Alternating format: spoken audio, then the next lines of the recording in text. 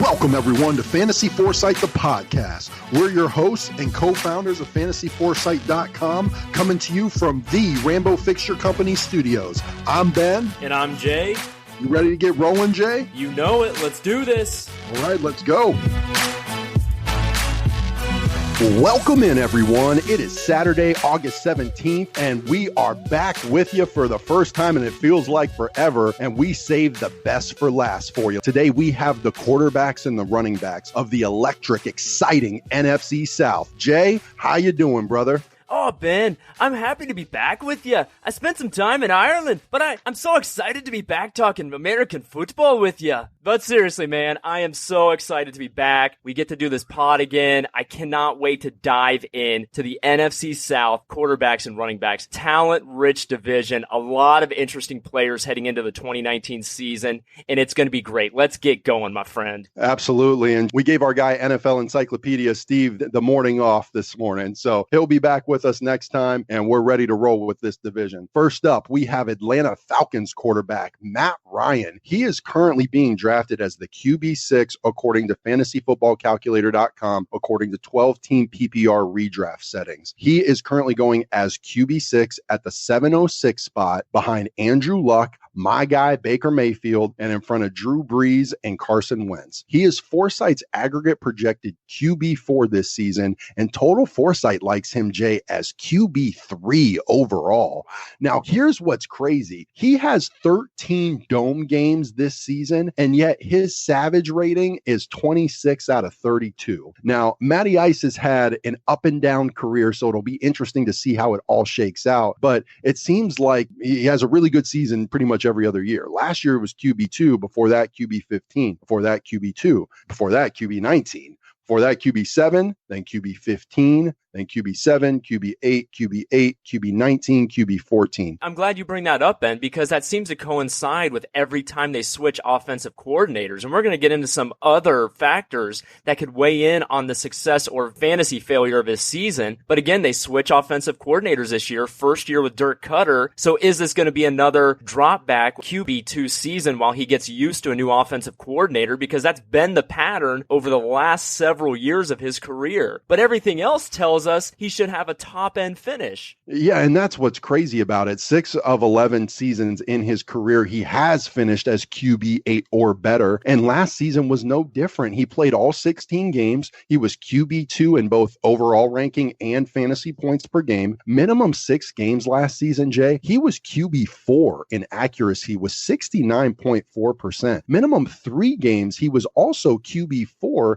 in passer rating with 108. I mean, QB3 in pass attempts, 608. QB3 in yards, over 4,900 passing yards, and tied for QB3 with 35 passing touchdowns. And he added 3 more rushing touchdowns on top of that. He was next gen stats QB12 in average intended air yards. And what I like to see in these two metrics is an improvement between intended average air yards and completed average air yards. And he was able to do just that. He was QB12 in intended average air yards, but he was QB6 in completed average air yards. So he had it all going for him in 2018. And the question is, how much is that predicated on a defense that is supposedly improved a little bit? And how is this going to impact him, like you said, with the new offensive coordinator? But then you have to take into account that the man has 13 dome games, and Matty Ice is just such an interesting quarterback this season. And there you go. The 13 dome games is a huge point, and we aren't the only ones making that point. And you factor that in with the fact that he's been a top-end quarterback every other season in his career, and last year he was incredibly efficient. He was incredibly productive, not only in yardage, but in touchdown passes. He gets Devonta Freeman back in the backfield to solidify that spot. He's got another year under his belt with his receiving core, which is a great receiving core in the league. And just Thursday night in the preseason, his efficiency continued. He went 10 of 14 for 118 yards, no touchdowns, no picks. But here's the thing. He had 3 drops. So really, he went 13 of 14.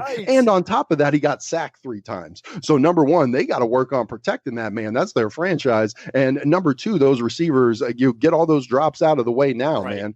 But, you know, preseason is just preseason. But, man, in his opening debut, Matty Ice looks like he's picking up right where he left off last season. Well, and let's wrap up last season for Matty Ice. He was one of the most consistent quarterbacks in the NFL. 5 times he finished in the top 6 11 times he finished in the top 12 at his position. He was QB3 in overall average rank for a quarterback with an average finish of 11. So he averaged a QB1 finish week in and week out for 16 games. And to top that, in the fantasy playoffs, he was QB7, QB1, QB12. He delivered you 3 consecutive QB1 finishes in the most critical point of the season. So Matty Ice last year was really an MVP that you got at a very good price later in drafts. This year, as you had mentioned, he's going QB6 in the 7th round. So if he can just maintain that and not have that drop off with OC Dirk Cutter and get on the same page early, which it seems like he has based on his first preseason game with these guys, it looks like he's headed to another top end fantasy finish. And you read my mind, Jay. That's where I was going to take this conversation back to. It's all relative to value and price. He is QB6 in the middle of the 7th round behind Andrew Luck and Baker May. How are you feeling about Matt Ryan at his current ADP? Well, there are some serious question marks about Andrew Luck at this moment.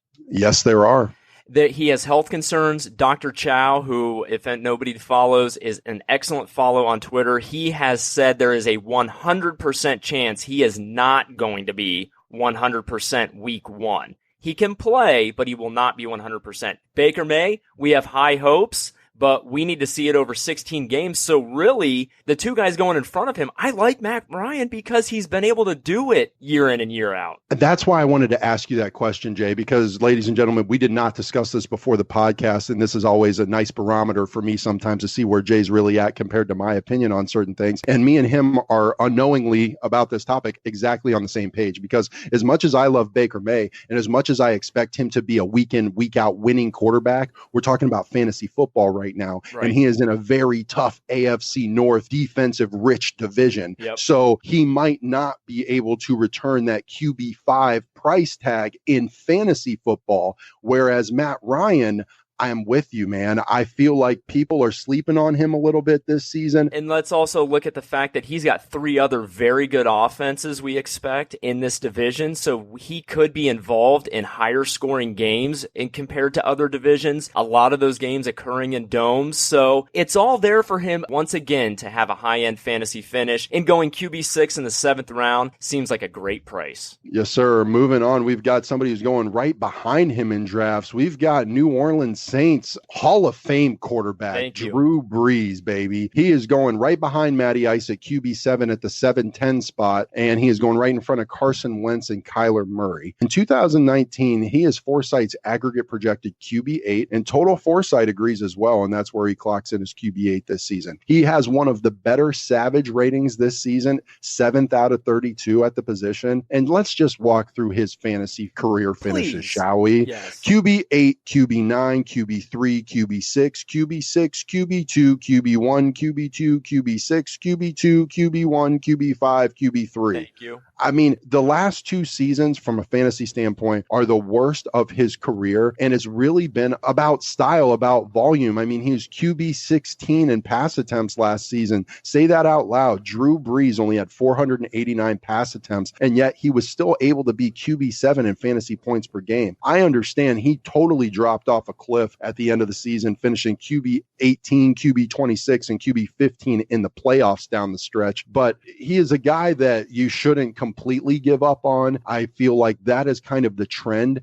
And I'll tell you what, if in your draft he starts to fall to the QB 9 or 10 spot, the value there is immense because he was QB 1 in overall accuracy last season, 74.4%. And minimum 3 games, he was QB 1 in passer rating with 115. So like he's not getting a lot of volume, but the precision, the accuracy, the Hall of Fame talent is still there. And, I could be in line for a nice year this season. ESPN put out an article about the drop-off of Drew Brees in the end of his career. He's 40 years old now, and I get that. But the fact that the last 2 years have, for some reason, been perceived as drop-off years for Drew Brees, and he finished QB8 and QB9 overall, the guy's still a QB1. Maybe not QB2 or 3 overall, but still a rock-solid QB1. And to your point, although he had the lowest yardage total since he's been in New Orleans, He also had the highest QB rating since he's been in New Orleans, actually the highest QB rating of his career, and the lowest interception rate of his career. So his efficiency is off the charts, and I attribute some of that lower production to the fact that his receiving core is still in flux. Yes, they have Michael Thomas, but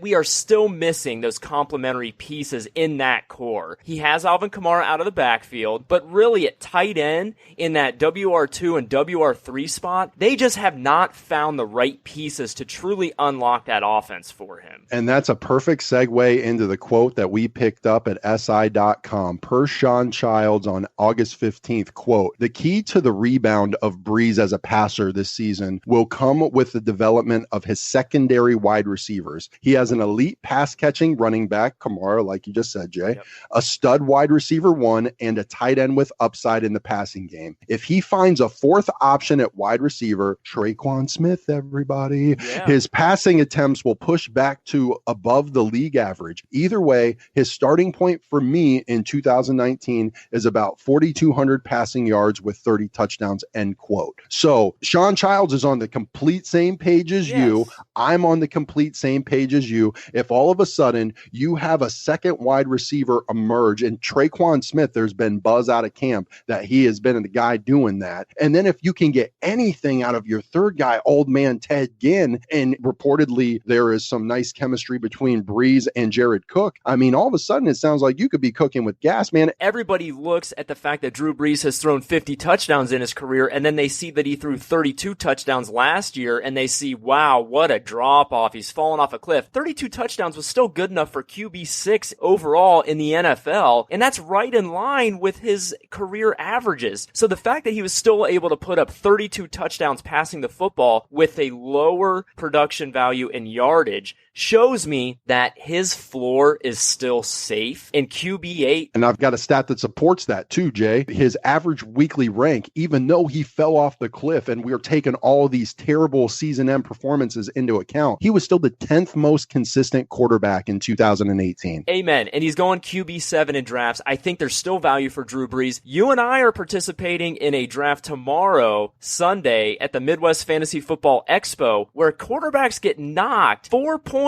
for interceptions. And if you are in a league like that, Drew Brees threw 5 picks last year. Yup. Other quarterbacks can throw up to 20. It takes 1,500 passing yards to make up that difference in leagues with that type of scoring setting. Wow. So you think about that when you worry about his production can be saved by his efficiency, and I have no problem where he's going in drafts right now. Yeah, man, he's definitely in a super flex 2 QB league. Like you said, he is definitely big time on our radar tomorrow. Moving on, we've got another exciting quarterback in this division. We got Carolina Panthers quarterback Cam Newton, baby. He is going as QB 10 right now in the middle of the 9th round, Jay. He's going behind Carson Wentz, behind rookie Kyler Murray, in front of Russell Wilson, in front of Jared Goff. He is Foresight's aggregate projected QB6, and total Foresight still likes him as QB7 overall heading into this season. As it should. Right? He's got a top third, 9th out of 32 Savage rating, strength of schedule metric at the position. And let's walk through his career fantasy finishes. Last season, in just 14 games, he was still able to be QB13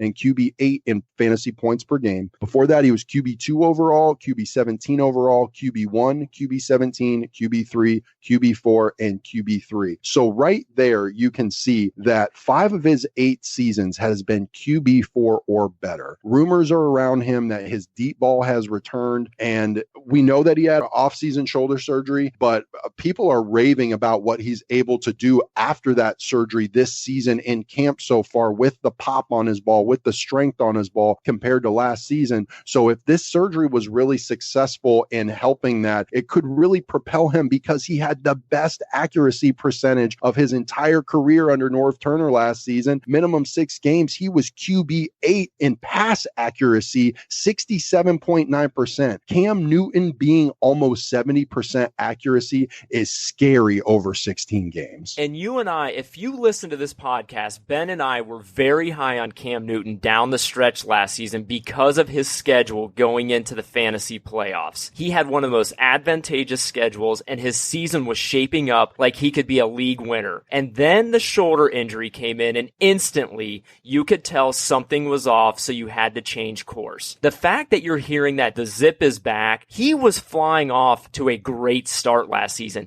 He finished QB 13 despite missing 2 games. So the fact that he's now back and healthy, and they're adding pieces and weapons, that's some of the reason why he had some lower finishes. After Steve Smith left that offense, they were looking for places to go with the ball, and he had to carry the burden with his legs at times just to get that offense moving. And now it seems like they're adding finally some complementary pieces for him to get the ball out and not have to rely so much on his feet. And hopefully that keeps him healthy longer. You're absolutely right, Jay. And he did fall off down the stretch before he missed the last 2 games with injury. And even though he finished as QB 24 and QB 29 in weeks 14 and 15, he still was the 7th most consistent quarterback in fantasy football last season. And he was tied for QB 10 with 4 top 6 finishes and tied for QB 7 with 8 top 12 finishes. Yep. So when he was healthy last year, or even he wasn't even really healthy all year, he's come out and talked about, he was struggling with it all season. And in spite of that, he was still able to turn in the 7th most consistent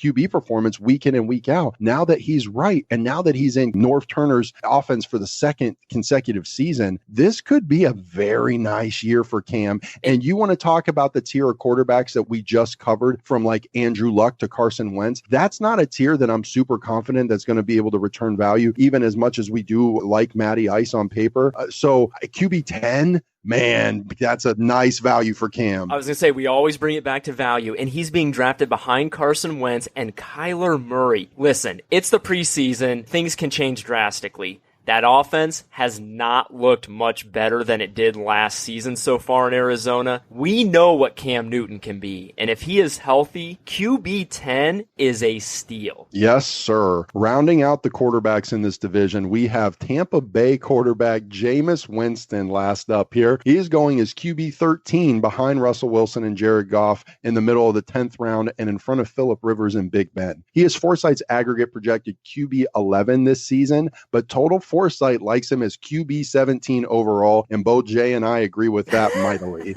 His career finishes overall is QB 22, QB 22, QB 16, and QB 13. He has trended the wrong direction from a fantasy football standpoint, and when you look at his points per game finishes, last season he was tied for QB 14. Before that, he was QB 18, QB 20, and QB 19. So I don't want to hear all this like overall season numbers don't matter. When you look at him from a fantasy points per game standpoint, he's not impressive either. And he only played 11 games last season because he's not the most mature, dependable guy in the world. And he finished as QB 22 and, like I said, QB 14 in points per game. He was QB 21 minimum 6 games in accuracy, just under 65%. And he was QB 26 minimum 3 games in passer rating at 90. So he's a talent for sure. He is a quintessential example of somebody who's not been able to put it all together on the field. And I will say, if he's ever had an opportunity to do it, it is this season under Bruce Arians. If ever anybody can really give him a kick in the pants like he needs, it could be him. So that'll be the one interesting aspect to watch.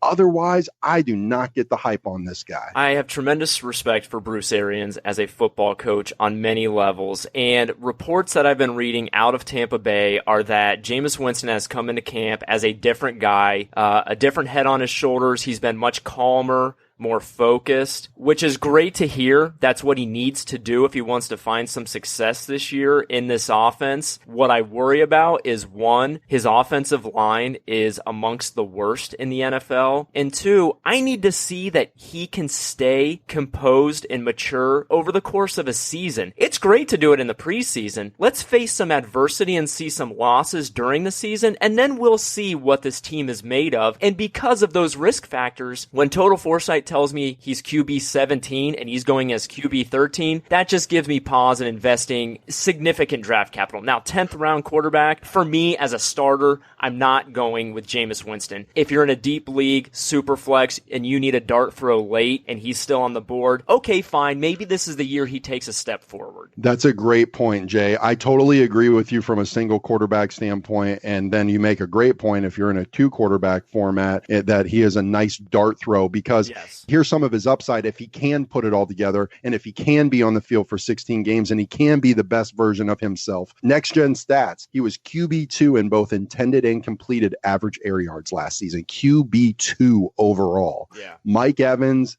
Chris Godwin, OJ Howard. I mean, they have got some very nice vertical weapons. The weapons are there. And now you got Bruce Arians in town. So, like I said, the upside is there. I can see it. But from a single QB standpoint, me and you are going in different directions that we have a much higher level of confidence in this season. Yeah, and to just cap that off, there is a lot of concern by the local media in Tampa Bay, the guys that cover that team, about that offensive line and their ability to protect Jameis Winston and give him time to throw, and that worries me from a fantasy perspective. Great call, man. Now we got some exciting ballers in this division at the running back spot. First up, we have, I think, Jay and I's consensus running back one this season, and that is Carolina Panthers running back CMC Christian McCaffrey. He is currently going as RB2 at the 102 spot, behind only Saquon Barkley, in front of Alvin Kamara and David Johnson. He's Foresight's aggregate projected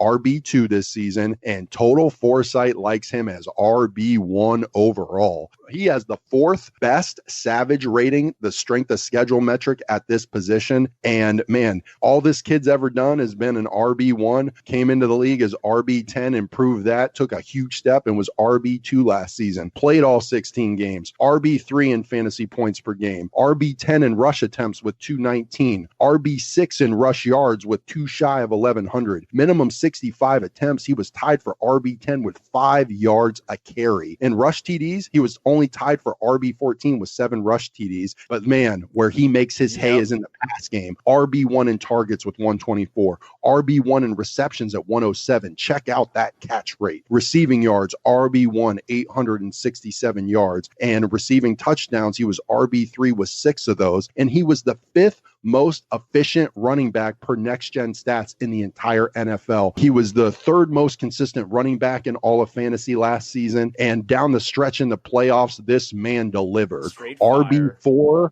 RB7, and RB1 in the fantasy championship game. Jay, what else do you got to say about this man? Well, listen, all right. Reports swirled this week that the Panthers wanted to limit his goal line work and they wanted to give those duties to another running back on that roster. So Jordan Scarlett, Cameron Artis-Payne became kind of sexy names to say, hey, maybe they'll vulture some TDs. Now, it is interesting to note he had 13 touchdowns last year. 7 came on the ground, and 6 of those 7 came inside the 5-yard line. So there is some credence to a little bit of worry there, but do I think that that's going to impact his overall fantasy outlook in 2019? Absolutely not. The guy almost put up 2,000 combined yards. That's David Johnson at his best. So I am buying into that at the top end. You can't replace that type of production. Yeah, I got to be honest. You got Saquon Barkley, CMC, Alvin Kamara, David Johnson. I in my heart of heart and my fantasy gut, after all of the data has swirled around and I've just watched the landscape of the NFL, the 2 guys I like most on that list this season is CMC and David Johnson. Yeah, I completely agree with you. I mean, I'm not sure any of them are bad choices, but no, they're not. Where he's going, all those guys deserve to go at the top. They are going to be studs. It's just a matter if they can make it through 16 games and be there for you at the end of the season. Fox Sports Radio went on the record saying he is going to rewrite the record books this season. Total Foresight has him ranked as the RB1 overall, and I've got no problem with either of those. Absolutely not. And next up, he's got a very explosive counterpart in this division, New Orleans Saints running back Alvin Kamara. He is going as RB3 right behind Saquon and CMC and right in front of David Johnson and Zeke Elliott. He is Foresight's aggregate projected RB3 this season, and Total Foresight likes him as RB4 overall. He has got the 9th best Savage rating strength of schedule metric at the position this season, and his fantasy career finish is all he has ever been is elite. RB4 last year, RB3 the year before that, right? Played 15 games last season and was RB4 in both overall fantasy points and fantasy points per game. 194 rushing attempts, 883 yards, minimum 65 attempts. He was tied for RB18 with 4.6 yards per carry, and he also had 14 rushing touchdowns. RB RB2 in rushing touchdowns last season. And then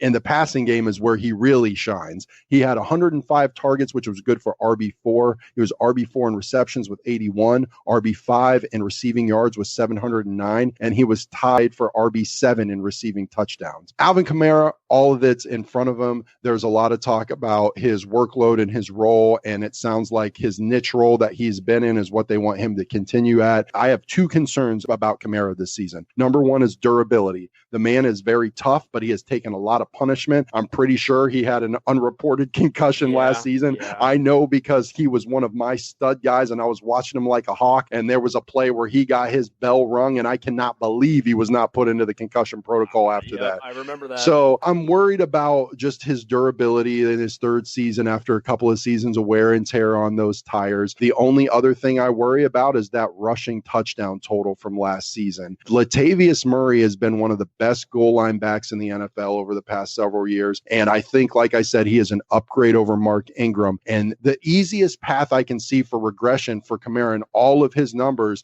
is the rushing touchdowns. I think everything else can maintain completely the same. But if that number comes down to like 9 or 10, that could put him down to that RB 4, 5, 6 spot, which is fine, right, but it's all relative to the price tag that you're paying for him. It is. I mean, look, the guy's got career finishes as RB4 and RB3, and that was with Mark Ingram also in that backfield. Now you have Latavius Murray, so maybe that doesn't change a whole lot, but he's shown that he can still be an elite fantasy finisher. Yahoo Sports calls him the number one overall fantasy pick in 2019. You take a look at his consistency. He was the fifth most consistent running back last season. 6 top 6 finishes, 10 top 12 finishes, 13 top 24 finishes in 15 weeks. In the fantasy playoffs, he came in as RB16, RB9, and RB3 in the fantasy championship week. So again, another elite performer. We have 2 of the top 3 running backs going in this division. He had 1,500 total yards last season. He is incredibly efficient with his opportunities. He's a shifty player, so although he took that one vicious hit along the sideline, usually he can avoid serious contact.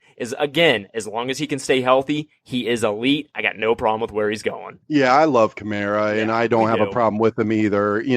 Here's the thing for me about David Johnson is what he was able to do in an offense that was so god-awful last season. Yeah. So if the Cardinals offense out there in Arizona can be even somewhat normal, I think David Johnson is going to absolutely feast. And I feel better, honestly, about the durability of David Johnson at this point than I do at Kamara. I mean, you'll get super nitpicky at the top of drafts. I'm not saying anything bad about Kamara. It's just my confidence level is just a little bit higher in David Johnson this season. It is, but you know what? To that point, Kamara finished RB4 in an offense that really seemed anemic at times by New Orleans standards. So if they can get that other piece and unlock that passing game a little bit more, maybe they'll open it up for Kamara to be even that much more efficient with his opportunities. 2 counterpoints to that. Number one, like I said, 14 touchdowns on the ground could come down. That scares me. And number 2, if all of a sudden ancillary passing options are emerging, is that not going to potentially take away from a little bit of the pass volume from Kamara? It could. So that's all I'm saying. Not in any bad thing, just from like a natural, the landscape on his team has changed. Therefore, the volume and the flow of all the production could change as well. It could all increase, and there could be new pieces, and Kamara could keep his piece of the pie. It's just all things to consider as we give you a 360 view while you're making your draft decisions. And we've got yet another exciting and interesting running back in this division who was just involved in a last-second league, a record trade in our home league. Yes, he was. We got Atlanta Falcons running back Devonta Freeman. He's currently going as RB17 at the 307 spot behind Leonard Fournette, Aaron Jones, in front of Marlon Mack and David Montgomery. How interesting of a running back tier is that this season? Yes. He is Foresight's aggregate projected RB19 coming into this year, and total Foresight is standing on top of the mountain shouting risk, risk, risk with an RB54 rating. He has got the worst savage strength of schedule metric at the RB position in 2019. And he has had some issues with staying on the field. As we all know, he only played 2 games last year, was RB bad overall, RB 13 the year prior to that, RB 6, RB 1, and RB 49. So 3 out of the 5 years, he has been an elite top type of running back with a RB 1 to RB 13 finish. There's been a couple of years where he hasn't been fantasy relevant at all. It all comes down to health because he is attached to a great offense and he does have all the opportunity in the world. Well, and I'll explain that total foresight rank. Part of that takes in the fact that the Atlanta Falcons rushing attack was not what we have seen historically last year, so we don't know what it's going to be heading into this season. He is coming off of injury. Now, the plus is that his 2018 season-ending injury was not an ACL or Achilles, but it was due to an injured ankle and a sports hernia, which he had surgery on in the offseason. So we do need to worry a little bit about if he's going to be fully healthy. He's had plenty of time to recover, and if those injuries can stay healthy, as he's going to be the primary ball carrier in this offense. He claims he got mentally stronger in the offseason. If you read the quotes, honestly, Ben, it seems like he has a better understanding of the global view of the game, but I wonder if that dissipates the drive a little bit. I'm going to be honest. Like, he has more appreciation for everything going on, but I wonder if that kind of tepids the motivation to go out there and get into a car accident every single play you get the ball. I was going to say that understanding's all fine and good until the bullets are flying and you're on the field and you go to the card that you've always played and made a career on, which, like you said, you made the perfect analogy with a car crash because this guy is just that violent of a runner. It's a lot of what's made him successful, but it's a lot of what's caused him to have these nagging injuries over the course of his career as well. So it'll be really interesting. Like we said, there's injury risk in all, or injury or opportunity risk in that entire tier. Leonard Fournette, no opportunity risk, injury risk. Aaron Jones, no opportunity risk, injury risk. Devonta Freeman, no opportunity risk, injury risk. Marlon Mack, same deal. David Montgomery could have an opportunity risk, and we've never seen him before. So just a very interesting group of running backs. I understand it depending on what you have done in your draft. Within the range of outcomes, Devonta Freeman could certainly be a top 6 running back in fantasy this season. So if you feel the need to roll the dice on some risk and some potential upside at the 3rd round, I get it. For me, there's so much rich, guaranteed, rock-solid wide receiver value at that point in your draft. I'm probably going to try and target a different tier for my guys. Love it. All right, let's move on to your guy, Latavius Murray. Jay, I think he's an upgrade for the Saints this year over Mark Ingram. Latavius Murray is currently being undervalued heavily, in my opinion. RB 35 in PPR leagues, going in the middle of the 7th round behind Rashad Penny and Darius Geis, in front of Darrell Henderson and Jordan Howard. Latavius Murray, think about where Mark Ingram has been valued and drafted over the past couple of seasons. It's been a lot higher than RB 35, even with a suspension baked in there for Mark Ingram last season. So he's Foresight's aggregate projected and overall rank RB 45. And that's due to a lot of sample size and some bad offenses. I'm going to respectfully disagree with Total Foresight in this case. And I think that Latavius Murray is going to be a back end rock solid RB2 because people forget, Jay, just 3 years ago, this guy had back-to-back RB13, RB10 seasons. Last 2 years in limited roles, he was RB38 and RB25. He stayed healthy all 16 games last season, 4.1 yards per carry, 26 targets, 22 receptions. I mean, like I said, he was RB19, tied for RB19, and rushing touchdowns with 6. I spoke to his goal line back efficiency, and he's going to get all the opportunity and goal line work in the world in New Orleans. And I think a lot of those Kamara rushing touchdowns might get vultured by Mr. Murray this season. And you pointed it out. He was RB31 in both rushing attempts and rushing yards, but he was RB19 in rushing touchdowns. So that goal line work, like you said, could come away from Kamara and could go straight to Latavius Murray, presenting him with some great bonus value. And he faced the 12th most loaded boxes, and that's from goal line situations where he was able to punch the ball in. So he's used to that situation.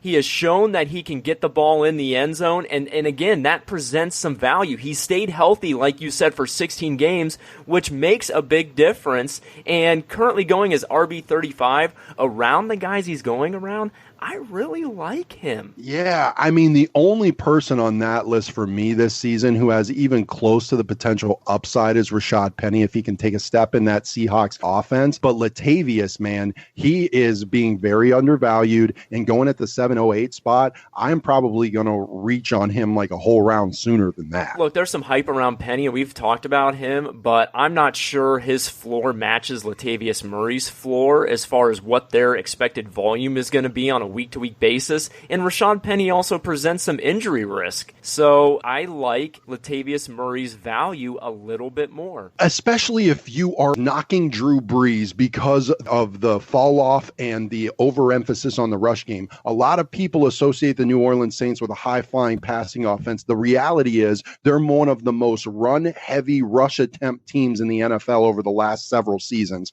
So It's all there for Latavius, and I cannot wait to try to end up with him on all of my fantasy leagues this season. All right, let's get to a murky situation in Tampa Bay. And this is where it starts to get a little bit crazy with our ADPs. Next up, you have Ronald Jones going as RB40. He is going ahead of slated starter Peyton Barber. Now, Ronald Jones, I will admit, I was very high on him. I took him in drafts last year. The hype was real, and I bought into it. And we all got burned. I mean, his production last year, his efficiency was Trent Richardson-like. That disappointing. The hype was so big, the production was so little, and you got burned.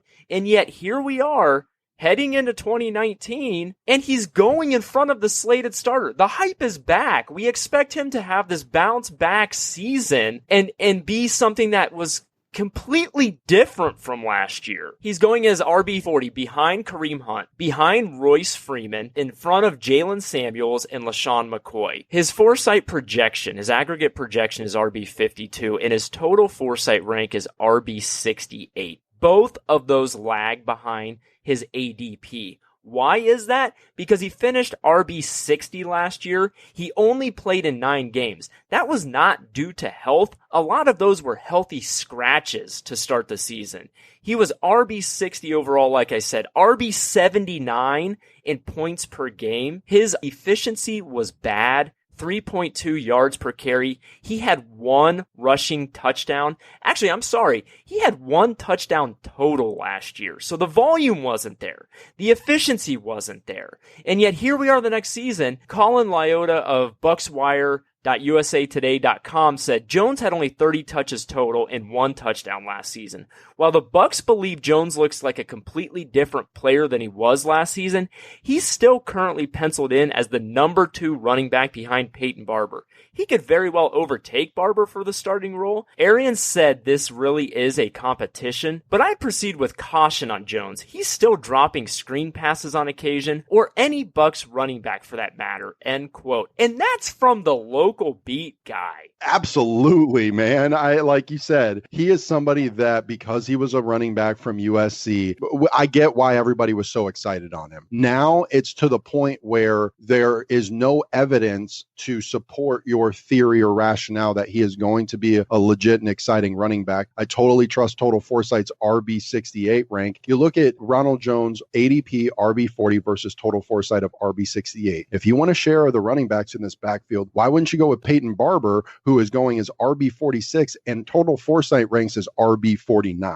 He's being drafted a round and a half later. Exactly. So there's even more value there because he was RB9 Peyton Barber last season with 234 attempts. And Bruce Arians has been hyping this guy. Bruce Arians has talked up Peyton Barber from the moment he came into town. And it doesn't sound like Rojo is doing a lot to differentiate himself and doing a lot to eat into that work. The running back that's not on this list that I'm going to keep my eye on in this backfield is old man Andre Ellington, dude. I mean, he's got a very long history with Bruce Arians. And the last time that we saw him used out in Arizona, he did okay. Exactly. So, I mean, somebody really deep late in drafts to keep your eye on. If you're not sold on Peyton Barber and you agree with us about Ronald Jones, then maybe that's a nice little super free dart throw or a a waiver wire guy to keep your eye on. Look, and I'm going to end it with this. Like, a lot of people crush Peyton Barber because he did have the volume, but he didn't have the efficiency. He only averaged 3.7 yards per carry, but that was still a half a yard better than what Ronald Jones averaged. So, like, if we're going to knock less bad. Yes, but yet we're still taking Ronald Jones. And I don't get it. It does not make sense to me. I need to see Ronald Jones do it in a real game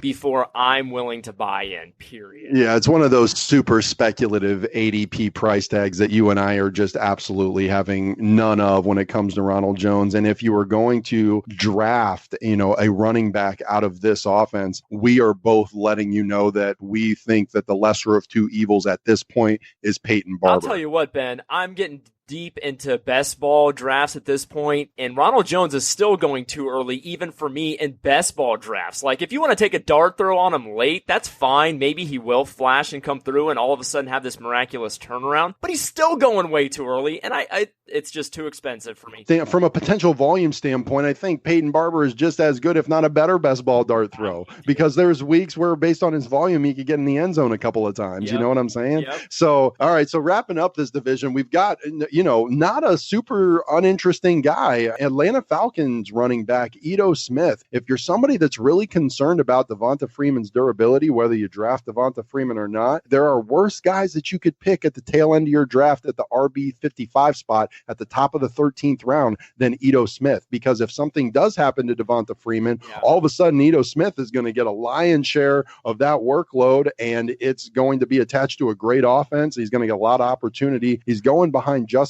Hill and Justin Jackson in drafts, in front of Dion Lewis and Nyheim Hines. Now, there are a couple of running backs on that list that I definitely like more than Ito, but it's all about price. It's all about value. I understand if you like Ito, but there are definitely guys that we would take more than him, even at his super cheap price. He's total foresight's RB 60. So he's really only probably going to emerge if Devonta Freeman goes down. Right. That said, though, we have to look at Tevin Coleman's production last season because there is potential for a pass catcher to emerge or a guy to spell Devonta Freeman. And Ito showed that both in college and last season that he is a capable pass catcher, 32 targets and 27 receptions. And in his last two seasons at Southern Miss, he was great. In 2016, 265 attempts, over 1,450 yards. 5.5 yards per carry, 17 touchdowns, 43 receptions, 459 yards. 2017, 248 attempts, 1,400 rushing yards, 5.7 yards per carry, 13 rush touchdowns, 40 receptions, almost 400 receiving yards, and 9 touchdowns. The guy was extremely versatile at Southern Miss in college. And, I'm talking myself into a potential Tevin Coleman type of volume for Mr. Smith this season. Yeah, why not? I mean,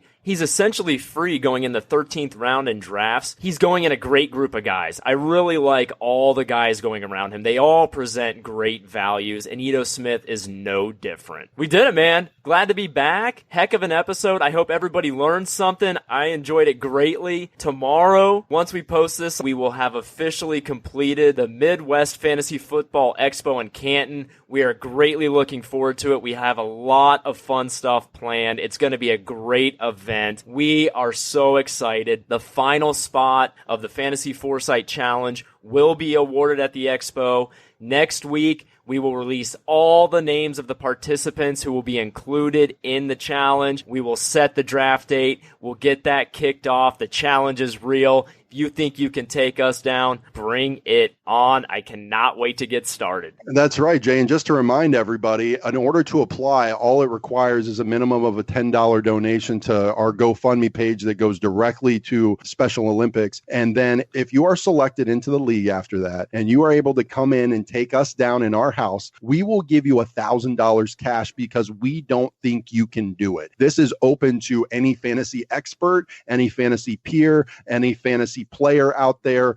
All are welcome. We welcome the competition. We want to try and stack this up with as heaviest competition as possible because we think our system, our team is that good, and we're putting our money where our mouth is. If you can beat us, we'll relent and we'll give you $1,000 and say, good job, have a nice day. Bring it on, folks. Bring it on. Let's go. Let's get those donations in. 100% tax deductible. Go straight to the Special Olympics. Let's go, everybody. Man, Jay, we are almost done with our preview pod season. The NFL season is so close, we can taste it. We've got a bunch of fun content once we wrap up the wide receivers and the tight ends of the NFC South. And then in season, our pod schedule is going to be super fun. We're still going to be coming at you twice a week. We'll give you some tips on the waiver wire. And don't forget that Total Foresight. Once week 1 rolls around, we shift our focus to weekly projections. We will get you dialed in on who has the highest probability of scoring the most fantasy points on a weekly basis. If you have sit-start questions, reference Total Foresight. It will give you the answer. And everything is completely free at fantasyforesight.com.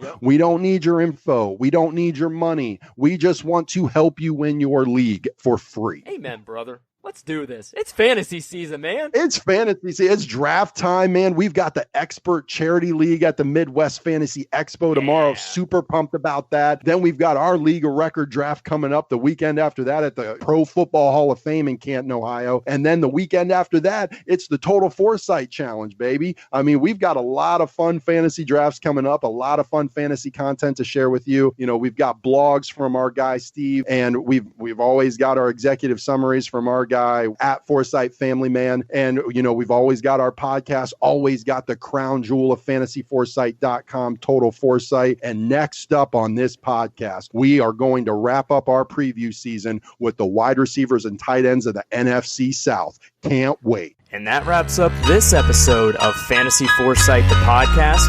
We thank you for joining us. Be sure to visit us, as always, at fantasyforesight.com. Use the links at the bottom of the page to find us across social media, including Twitter, Facebook, YouTube, and wherever you pod. We hope you enjoyed the episode, and we'll see you next time.